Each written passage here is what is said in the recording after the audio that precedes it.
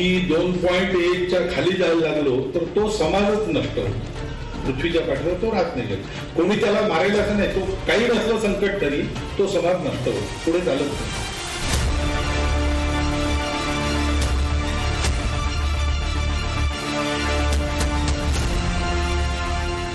नौकरी दे रही है, किसानों को दाम दे रही है, एजुकेशन फ्री है क्या, महिलाओं की सुरक्षा हो रही है क्या, उस बारे में सरसंघ चालक क्यों नहीं बात करते.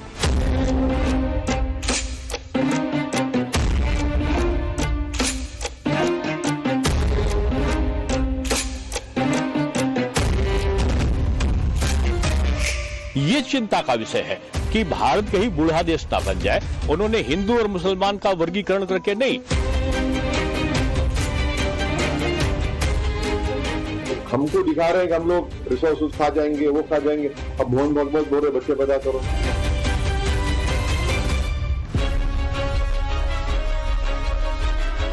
मुंडे मुंडे मते भिन्ना. जनसंख्या नीति को लेकर संघ प्रमुख मोहन भागवत ने एक बात क्या कही, बवंडर मच गया.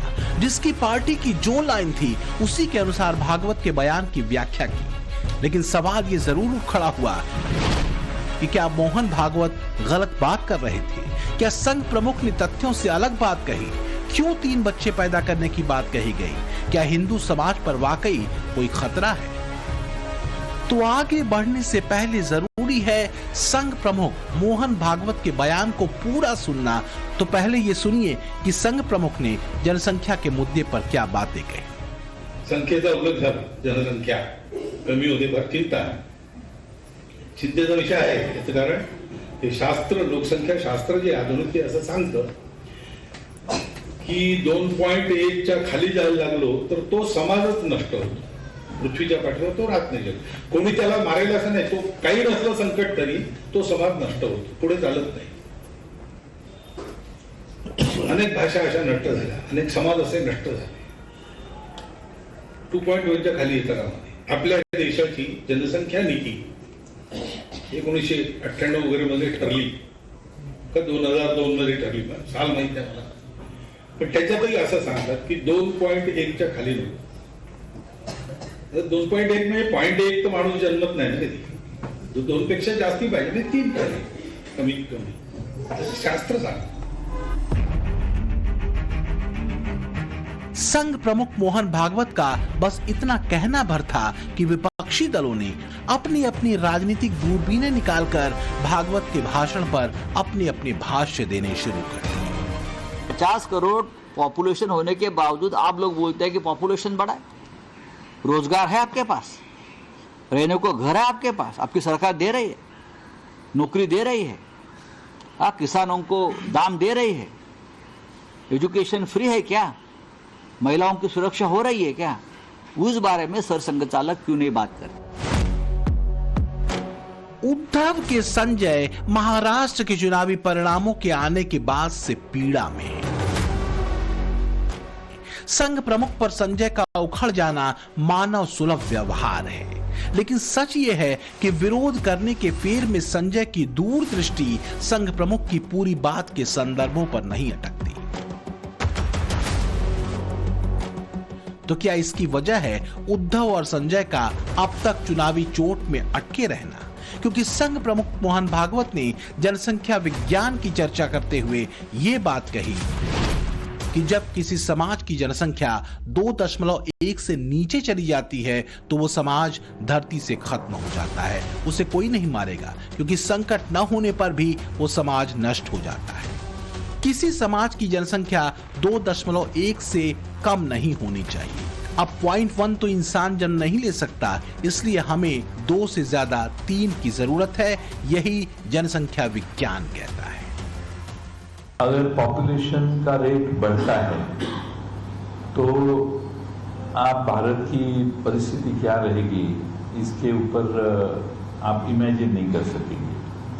और इस देश की आबादी इतनी बढ़ चुकी है कि इसके बाद उसका रेट बढ़ाना यानी महाराष्ट्र पूरे देश में बहुत डिजास्टर निर्माण होगा.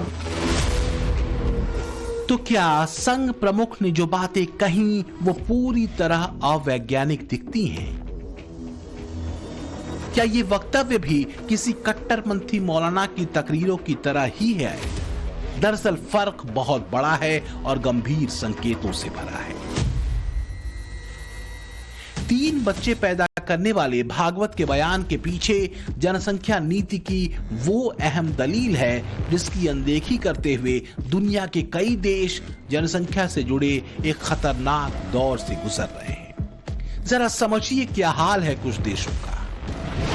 चीन में वर्ल्ड बैंक के 2022 के आंकड़ों के मुताबिक ये जनसंख्या जन्म दर 0.68, जापान में 0.63, कोरिया में 0.49, जबकि भारत में 1.63 है। लेसन सहित दुनिया की कई स्टडी ये बताती हैं कि जन्म दर अगर 2.1 से कम हो तो ये देश के लिए चिंता की बात होनी चाहिए।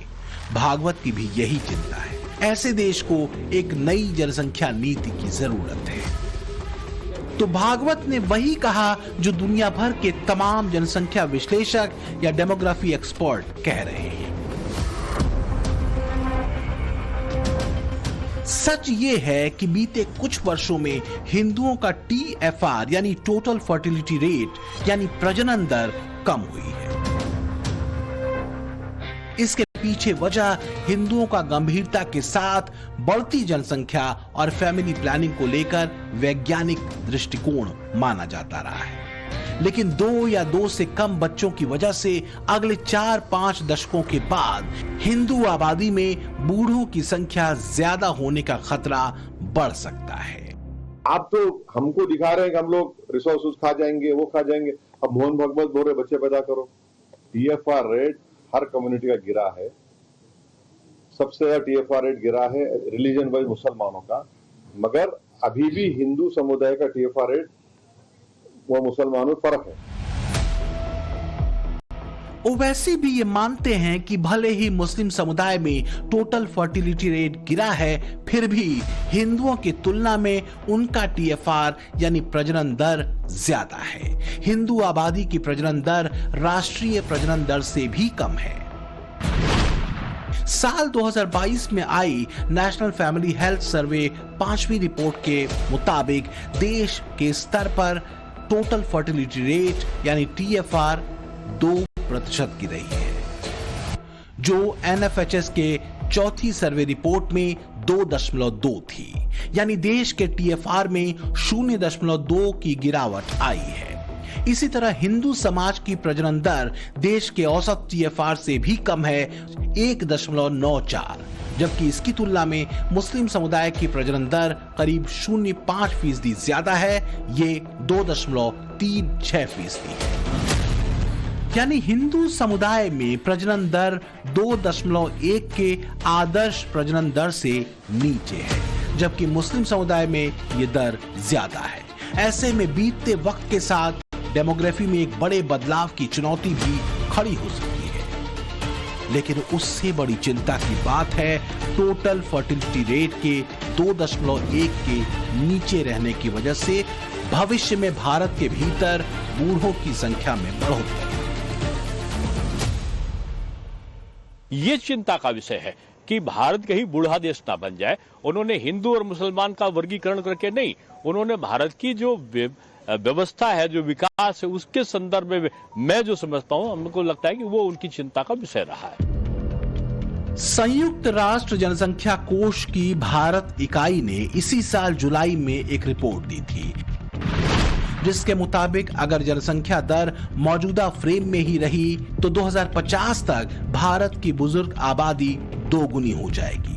यानी 2050 तक देश में 60 वर्ष या उससे अधिक उम्र के व्यक्तियों की संख्या दोगुनी होकर 34 करोड़ 60 लाख के करीब पहुंच जाएगी, जबकि इसी दौर में युवा आबादी 25 करोड़ 20 लाख होगी। कम से कम 3 बच्चे पैदा करो। अरे भाई, हम तो पहले बोल रहे थे कि TFR जो रेट है वो कम होता जा रहा है, खास तौर से मुसलमानों का। सबका कम हो रहा है मगर मान नहीं रहते। मुसलमान ज्यादा बच्चे पैदा कर रहा है, यहां तक के बोल दिया था मोदी जी ने भी कि मंगलसूत्र छीन लिए जाएंगे। अब क्या हुआ? अब आप बोल रहे हो कि कम से कम 3 बच्चे पैदा करो। हालांकि मोहन भागवत ने धर्म के आधार पर यह बात नहीं कही थी। लेकिन कथित सेकुलर और AIMIM जैसे कट्टरपंथी दलों ने इस पर हिंदू मुस्लिम राजनीति शुरू कर ही दी। जो बात वारिस पठान कह रहे हैं वो आधा सच है। सच ये है कि मुस्लिम समाज में TFR गिरा है, लेकिन दूसरा सच ये है कि गिरी हुई प्रजनन दर के बावजूद हिंदुओं के मुकाबले मुसलमानों में TFR ज्यादा है। और कुछ एक्सपर्ट मानते हैं कि हिंदुओं की प्रजनन दर राष्ट्रीय औसत से ऊपर होनी चाहिए, वरना कई दशकों के बाद हिंदू आबादी अल्पसंख्यक हो सकती है। कहा यह जा रहा है कि संघ प्रमुख की ओर से 3 बच्चा पैदा करने की अपील वास्तव में वैज्ञानिक तथ्यों पर आधारित है, क्योंकि एक पीढ़ी को अपने बराबर की अगली पीढ़ी तैयार करने के लिए प्रजनन दर 2.1 होना जरूरी है। भागवत का ये बयान वास्तव में कट्टरपंथी मौलानाओं के उस बयान से बिल्कुल अलग है, जिसमें बर्थ कंट्रोल को मजहब के विरुद्ध बताया जाता है। जनसंख्या कंट्रोल को मजहबी नजरिए से ही दिखाने और समझाने की वजह रही है कि देश में मुस्लिम आबादी की प्रजनन दर हिंदुओं के TFR से कहीं ज्यादा है। देश के कई हिस्सों में इसी प्रजनन दर ने जनसांख्यिकीय असंतुलन की स्थिति पैदा कर दी है। 2022 में गृह मंत्रालय को भेजी गई यूपी और असम पुलिस की एक रिपोर्ट में कहा गया था कि यूपी और असम में इंटरनेशनल बॉर्डर के पास के इलाकों में मुस्लिम आबादी बढ़ती जा रही है।